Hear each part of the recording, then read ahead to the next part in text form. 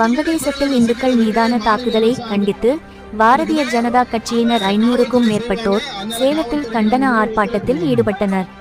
போலீசாரின் அனுமதி பெறாமல் கண்டன ஆர்ப்பாட்டத்தில் ஈடுபட்டதால் 20 பெண்கள் உட்பட 500க்கும் மேற்பட்டோரை காவல்துறையினர் கைது செய்தனர்.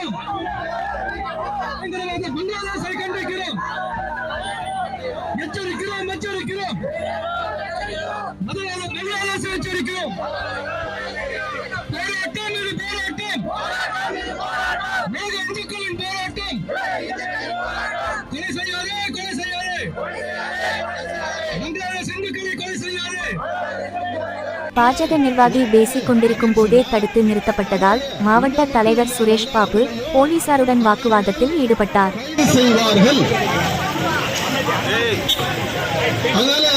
நம்முடைய இந்துக்களுடைய குரலை நசுக்கிறதுக்கு மாநில அரசாங்கம் இருக்குதோ அதை காவல்துறை செய்வாங்க. அதனால காவல்துறைக்கு நம்ம முழு ஒத்துழைப்பு வழங்குவோம்.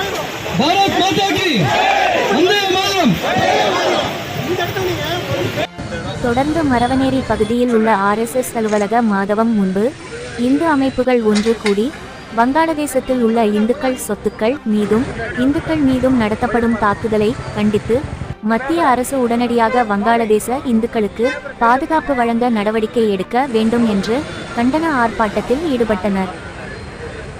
சேலம் மேற்கு மாவட்ட காங்கிரஸ் கமிட்டி சார்பில் கல்லூரி பள்ளி மாணவர்களுக்கு கல்வி உதவித் தொகை இன்று வழங்கப்பட்டது.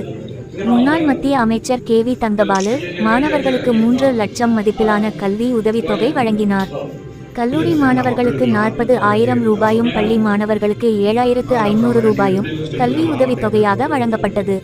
சேலம் மாநகரின் மையத்தில் இருக்கும் குமாரசாமிப்பட்டி அரசு கலைக்கல்லூரிக்கு எதிரில் உள்ள அஞ்சல் நிலையம் மகாத்மா காந்தியடிகள் வந்து தங்கியதாக வரலாறு உண்டு.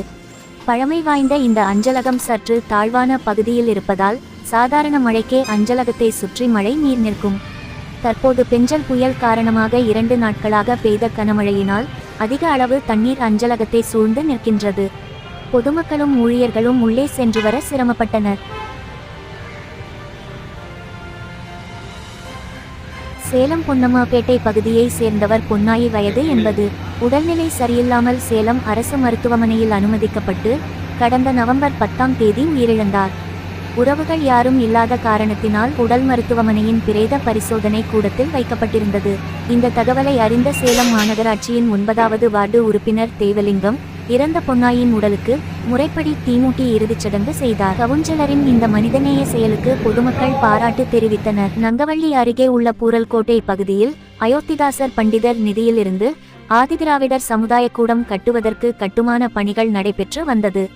இந்த நிலையில் மாற்று சமூகத்தைச் சேர்ந்த சிலர் இந்த கட்டுமான பணிகளை தடுத்ததாக விடுதலை சிறுத்தைகள் கட்சியின் சார்பில் மாவட்ட செயலாளர் மெய்யழகன் தலைமையில் உண்ணாவிரத போராட்டம் நடைபெற்றது. இரு சமூக மக்களுக்கும் இடையே மோதல் ஏற்படும் சூழல் உருவானதால் 100க்கும் மேற்பட்ட போலீசார் குவிக்கப்பட்டுள்ளனர். இதனால் அந்த பகுதி முழுவதும் பதற்றமாக காணப்படுகிறது. சேலம் சிவதாபுரம் மாநகராட்சி நடுநிலைப் பள்ளியில் கடந்த சில நாட்களாக பெய்த மழையின் காரணமாக பள்ளி வளாகம் முழுதும் மழை நீர் சூழ்ந்துள்ளது.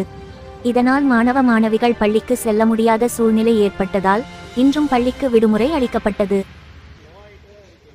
பெத்தநாயக்கன்பாளையம் அருகே பெரியகல்வராயன் மலைக்கு ஆத்தூரில் இருந்து செல்லியம்பாளையம் ராமநாயக்கன்பாளையம் வழியாக நாகலூர்பட்டிவளவு கனியாவளவு குன்னூர் போன்ற 10க்கும் மேற்பட்ட ஊர்களுக்கு செல்லும் மலைப்பகுதி தற்போது பெய்த கனமழையின் காரணமாக பல்வேறு இடங்களில் மக்கள் செல்ல முடியாத அளவிற்கு மண் சரிவு ஏற்பட்டுள்ளது. சாலையை உடனடியாக சீரமைக்க வேண்டும் என பொதுமக்கள் கோரிக்கை விடுத்துள்ளனர்.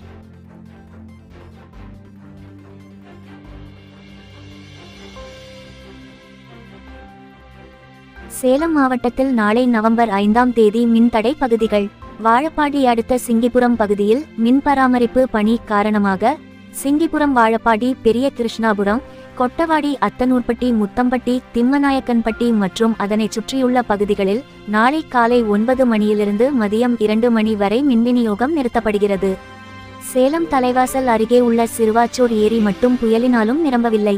சேலம் மாவட்டம் முழுவதும் உள்ள ஏரிகள் கிணறுகள் ஆறுகள் என நிரம்பி வழிந்தோடி அனைத்து பகுதிகளிலும் நீர் நிரம்பியிருந்தாலும் ஏனோ தெரியவில்லை, சிறுவாச்சூர் ஏரி மட்டும் நிரம்பவில்லை. வாலிபர் சோகத்துடன் தன் மனதை வெளிப்படுத்துகிறார். பெருமழையில் பல ஏரிகள் நிரம்பின. ஆனால் சிறுவாச்சூரில் இருக்கும் இந்த ஏரியில் மட்டும்